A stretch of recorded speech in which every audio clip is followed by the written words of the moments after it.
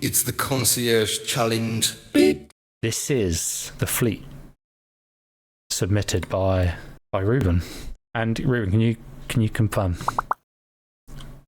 Make sure this is your fleet before we slate it. Because I can neither confirm nor deny. Yes, it is mine. This is yours. Okay, cool. So, the first thing. I like how he's annotated it next to the names. Yes. Yeah. Love that. 100%.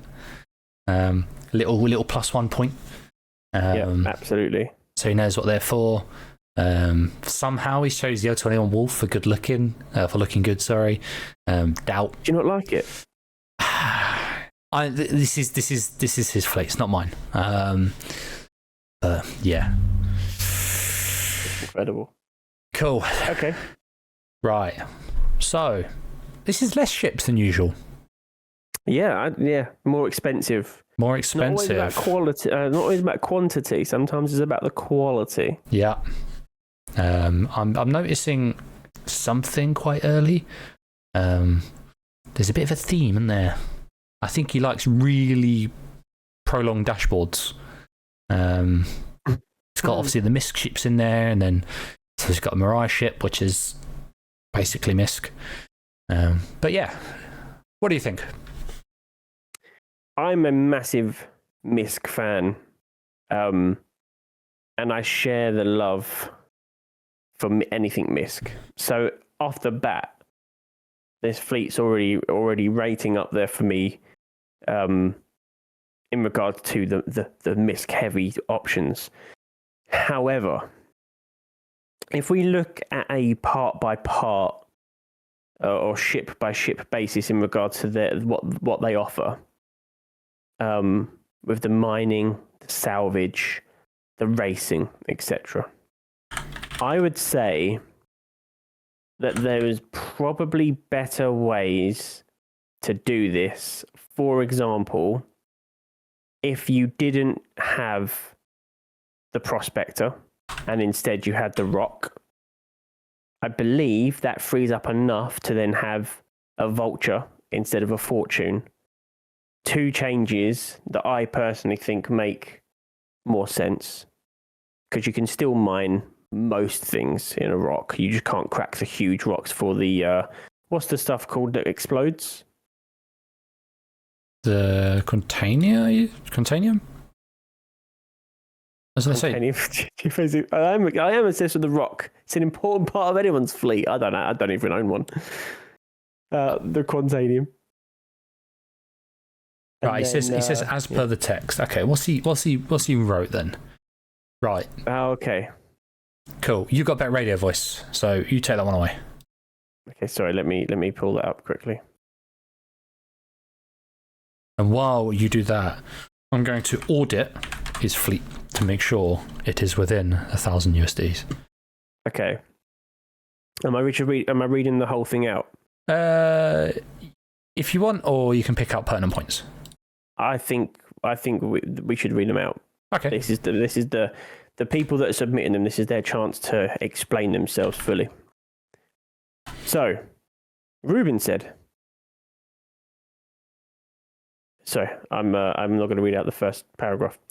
Firstly, I went for the Star Lance attack. This is because it can fill multiple categories. It has tier 3 med beds right now. So, well, I'm assuming that's going to say the same. So it can do a little bit of medical gameplay. Correct. It also has room for 96 SCU of cargo in the back. And more, if you're that way inclined to try and fit more in. That's not what he said. That's not verbatim. I'm not reading out what he said. Then, you can also still use it for bounties in the verse. Either PvE or PvP. And lastly, it has a small hangar which you can put the Mariah Fury LX in when you go racing. A very nice support ship overall, if you ask me.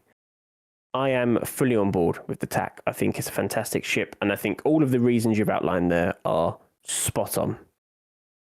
Then we get to the more industrial ships. The MISC Prospector.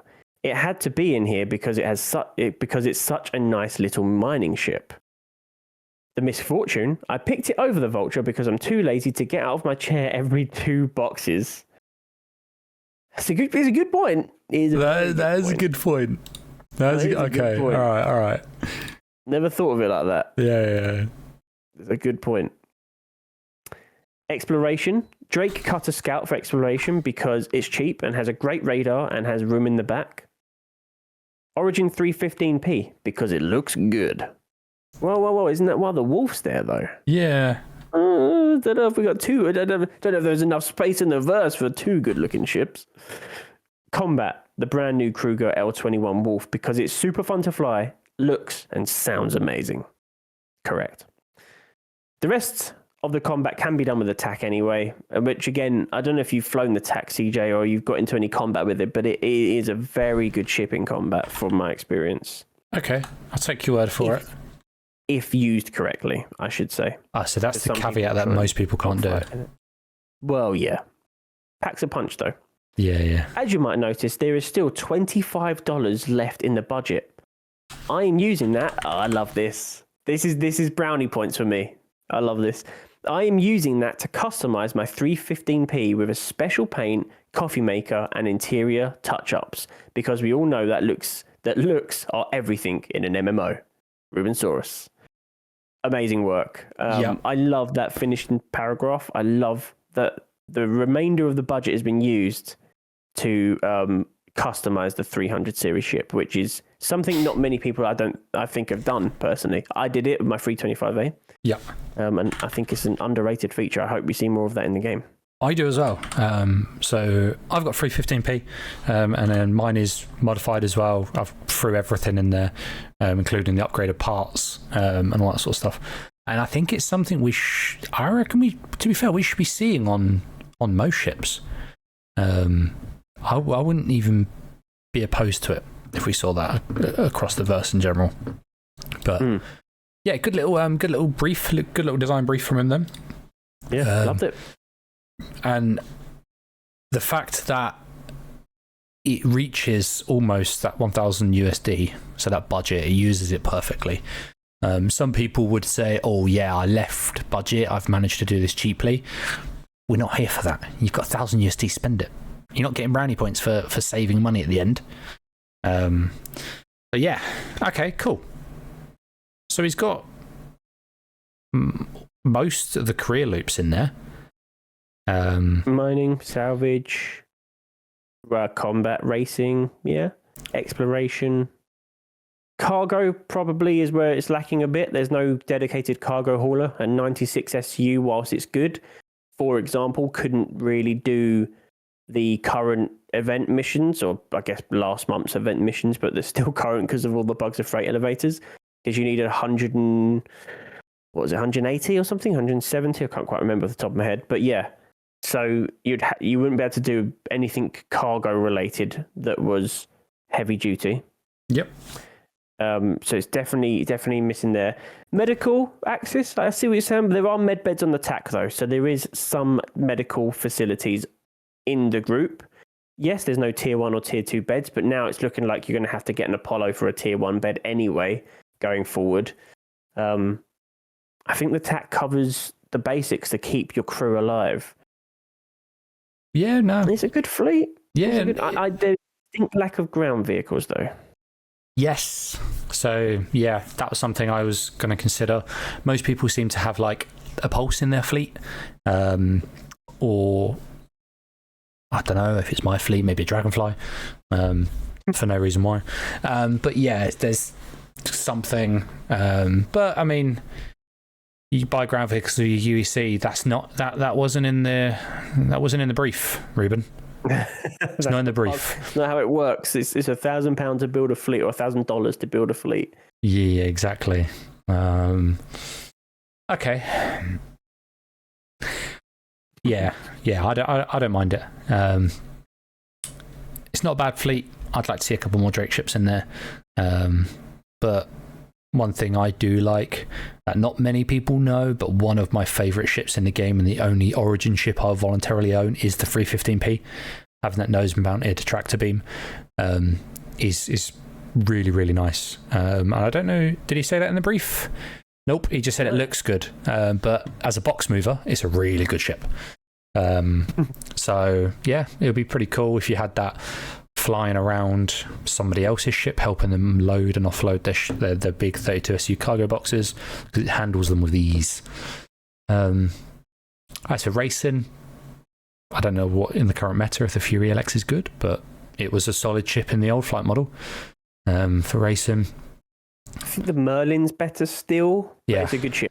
It's a good ship. It's got good acceleration. If you can race well with it, it's up there. Yes. Yeah, can't knock it. Can't knock it. I think anyone that puts a cutter in their fleet gets an extra brownie point for me. Yeah. Because I think the cutter is one of my most beloved ships. I don't own it. I don't know why it's beloved if I don't own it, but I did for a while, and I desperately want to get one in game again because I think it's just one of the ships that everyone should own. Do you know there's those kind of ships in this game? One of the ships that everyone should own is a cutter of some description. Yeah. Just in their fleet. Buy it with AUEC. Don't buy it with real money. But yeah, brownie points for sure. Okay. Yeah. Interesting. I like. Well, I say I like. I kind of don't like the fact he's chosen the Scout over the Rambler. Obviously, they are different price. I'm not sure how much different they are. But the Rambler is the supreme exploration ship purely because it's got double the quantum fuel, so it can travel for a very long time. True. I think it's a different role. We've got the 315p doing a bit of exploration, or the TAC probably has more than the Rambler, I would imagine.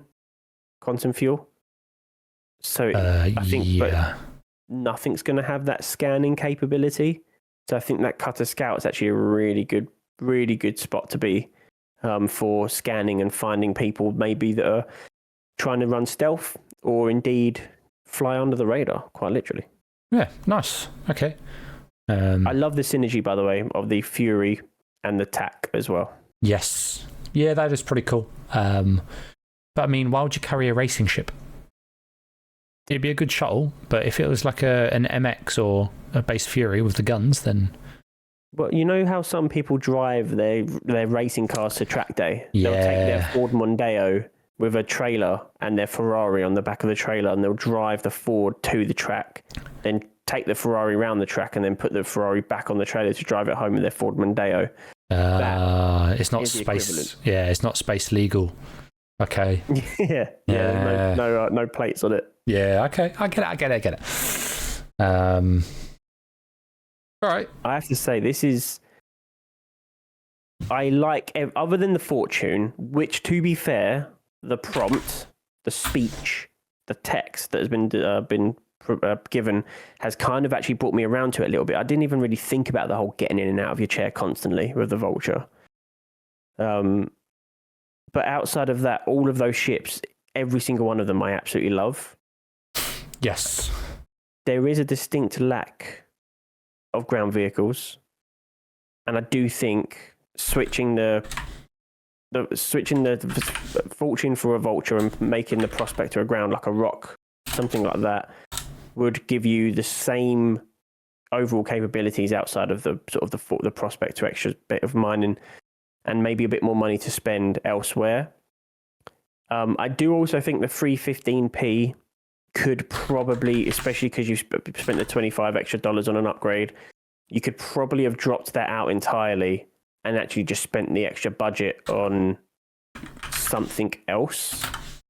Even if it was getting rid of the Fortune and having the Vulture, or even upgrading the L21 Wolf to something maybe that's a bit better at combat, because whilst I love that ship and it looks good, it's not exactly a crazy good combat ship.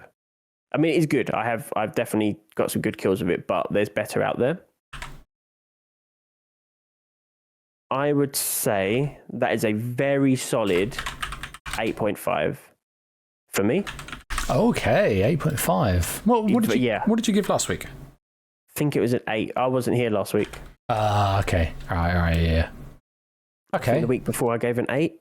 So yeah. I think this is really good. I really, really like this fleet. But there's definitely some things that I would change. How are you feeling about it? For sure. Well, I can tell you it's not as high as an 8.5. But it is good. So he sent a good description. He also included the Fleet Viewer JSON file, which is good for me. I'm going to give him an extra little mark because it means I don't have to fucking build it myself. But then, the ship choices are good.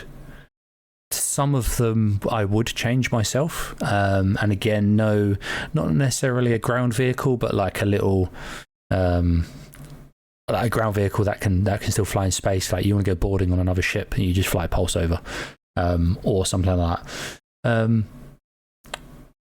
But there's a lack of, for me, there's a lack of, and I know we're doing the fleet as of now, no concepts, but for example, Data threw in the Reliant Sen in there for science gameplay. So for me, there's no science gameplay in there. There is also no crafting gameplay. So the TAC can't craft. Oh, the Fortune can, but I think it's limited to what it would be able to craft.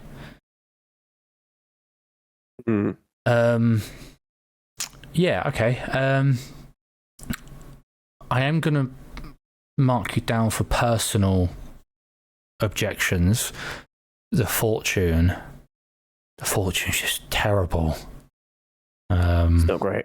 It's not great. Yeah, you want to be lazy, but we're all about making dollar, man. And if you're doing it in the Fortune, you're going to be making less dollar than someone who just gets out his seat every now and then. The Wolf as well. The Wolf, while it looks cool, it is purely for looking good, but I'd argue there are better ships, cheaper ships that you look cooler in. Like an Archimedes. I think they look better. But you do get... Go on. Sorry, I might have to reconsider my overall vote. Okay. It might have to be an 8. Yeah. Because the $25 that was spent on the 315p could have been spent on a Pulse that we mentioned earlier, and I think the Pulse is one of the best vehicles in the game because it can do so much and fit in anywhere. Yeah, true. $25. Sorry, Ruben. I love it up to then I realised there's a lack of Pulse. Oh, well, I won't worry. Ruben doesn't like me. He says, I'm what's wrong with gaming. Always min-maxing. Yeah, always min-maxing, because you can always be better, even as people. So there's always room to min-max. But because you have the 315 there, you do have a Drake ship. You're going to claw back a couple of extra points. Pulse is $30, not $25. I just Googled it. Ooh, can I get a recount? Oh, it is $30. Oh, okay. I'm editing your score for the sake of Ruben. You are getting a 0.5 on the house. For the sake of $5. Go back to your corner. Okay, I thought it was going to be 8s across the board. I'm going to drop it an 8. Good. It's good for me. It's got the Drake in there. It's got the 315p, which is, I don't know, tickles my fancy. Prospector, I mean, can't really do better for mining. You've got the Fortune in there, which is terrible, but it does do the job, I suppose. If you just want to sit behind a wrecked ship for the entirety of the day, salvaging it. TAC, that's left a sour taste in my mouth with the TAC. I feel like it could have been a lot better. Should be upgunned on the side. It should have its arcs limited to the lower hemisphere of the ship. I really wished it was a ground pound vehicle, but that's my personal opinion. Like, we need some ground pound vehicles. We need AC-130s. Agreed. So, and again, it's got a super huge dash. Maybe it might have been an 8.5, but the 0.5 got lost over how long the dash was. 96 SCU. Yeah, mine's an 8. Are we counting? No, we're not counting one Darkest Chat, are we? He'll get his own. No. One Dark, what would you give it actually? While we are you here?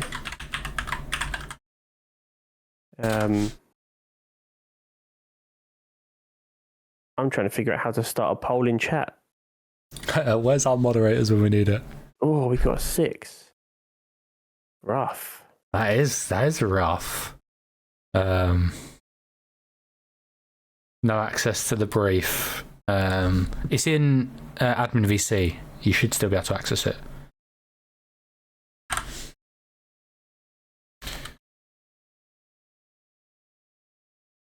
He's trying to influence the competition. Yeah, well, I mean, we've all watched the episode of Come Dine With Me, haven't we? Where they sabotage each other's meals and give each other terrible points. Way more brutal point scoring nowadays. You got away nicely. Maybe we should have a feature where we do allow a recount at some point. Yeah. Or we do a fleet showdown in a similar fashion to Ship Showdown, and we pair people's fleets together, and then compare them, and see who's got the boss fleet at the end of it. Yeah, that would be really good. That would be cool. Okay, chat. Anyone else can put in some votes for what they think about the fleet. Between 1 and 10, we've got a 6 so far, which feels brutal. Yes.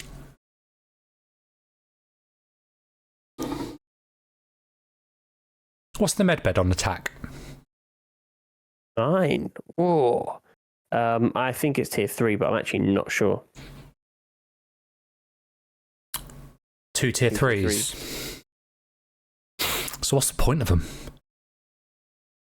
Well, respawning, helping people out. Yeah, you can fix your paper cup. Or I'll tell you what the use is. You can refill your hydration. That's about it. All right. Anyone else in chat? Anyone else? So far, we've got an average of what? 7.5? Yeah. Ultra. Okay. 7.5 from One Dark. Okay, we got someone from average Ash. Okay, cool. There's an 8. Right, now you're gonna have to do maths. Yeah, 9 plus 6 plus 8 divided by 3 equals 7.6. 7.6. Do we have any final additions?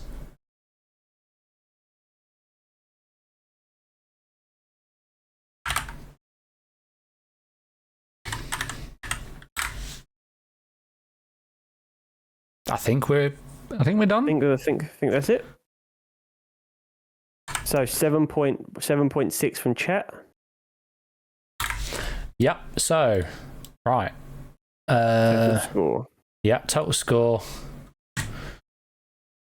You crunching the numbers. Yep. Doodaloo. Final score is 7.9. Okay. Well, every week so far, I have been spot on the overall. I'm quite happy with that. 0.1 away. What is it? Is it exact 7.9? Yeah. Okay, cool. All right, okay. I think we've been quite generous with our ranks so far. In the what did last week's get? We didn't do it last week, but we did. We did Apple Crows. And he got a 6.2. So Ruben, you've been nice. His was quite brutal, to be fair. Yeah. Oh yeah. But get that roar out here. Get that roar out here. Okay. Well, I think that is going to bring us to the end of this episode of the Quantum Dispatch. Yeah. With a beautiful 7.9 out of 10 for Ruben's fleet. I think it's a good ranking, and I think it was I think it was a good fleet. There were just a few things that I wasn't 100% on, but it was a solid fleet. 7.9 is good, by the way. That's not bad by any means. That is good. Yeah, and considering he thought about the extra $25 going into the free 15p. Yeah, that is pretty good. Yeah, absolutely. How is that? Am I still broadcasting that to the stream? Okay, right. Yeah, so yeah, it's not bad at all. Really good fleet, Ruben. You don't want to have 500 little ships like most. All right, okay, yeah, you've gone for a bigger ships, but just worse ones. All right, cool. I think it was good. I think it was a good fleet. It was a good fleet. Even at the top of our leaderboard, 7.9. I think it is. I think it is so far. We need. Oh, this is your tasking. We need the cool wall or the Top Gear hot laps. Yeah. So we can slap some people on there. Yeah. Okay. We need to make that. Yeah. That'd be pretty sweet. And then yeah, we're saving these as well. So maybe we'll do a little. What is it? A fleet showdown. And we start linking. We start putting the averages, the near scores together, and working out whose fleet's the best. And I'm going to do it in true CIG fashion, where I'm just going to make every bracket favour me. So yeah, I reckon we do that. Nice. But yeah, I mean, we've covered the Apollo, we've covered the fleet roast, we've overrun by nearly half hour. So anything else? No, that is it from me. Cool, that's it from me. Yeah. You've been lovely. You can do the outro. Thank you ever so much for watching this week's episode of the Quantum Dispatch, all about the Apollo and the fleet roast of Ruben Saurus. Again, if you have not got your tickets to the Star Citizen CitizenCon Direct Watch Party that we are hosting at Leicester in the UK at the National Space Centre on October the 11th, then please make sure to go down to the description if you're watching YouTube, or down to the links below, the panels below if you're on Twitch, for the links to get your tickets. There's only general admission available left, and we are selling out pretty quick, to be fair. They are flying out every day, so there's not many left as far as I'm aware. So make sure to get involved, pick up your tickets, come down to the event. And yeah, I look forward to hopefully seeing you there.